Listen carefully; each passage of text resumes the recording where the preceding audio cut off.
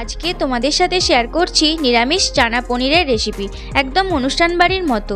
তাহলে চলো শুরু করা যাক। প্রথমে মিক্সিং জারে 10-12টা কাজু বাদাম, 1 বাটি পোস্ত, কয়েক টুকরো আদা, অর্ধেকটা ক্যাপসিকাম কুচি, একটা গোটা টমেটো কুচি, কাঁচা লঙ্কা কুচি, অল্প একটু জল দিয়ে ভালো করে মিক্স করে নেব।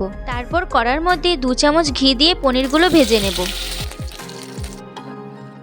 এই দিকে কাবলি ছোলা হলুদ ও লবণ দিয়ে আগেই সেদ্ধ করে রেখে দিয়েছিলাম। এরপর কড়ার মধ্যে তেজপাতা, গোটা গরম মশলা দিয়ে বেটে রাখা মশলা দিয়ে দিলাম। তারপর 1 চামচ জিরে গুঁড়ো, 1 চামচ ধনে গুঁড়ো, 1 চামচ কাশ্মীরি লঙ্কা দিয়ে ভালো করে কষিয়ে নেব। এবার একটু জল, পরিমাণ মতো লবণ, সেদ্ধ করে রাখা কাবলি ছোলা, ভেজে রাখা পনির দিয়ে ভালো করে মিশিয়ে নেব।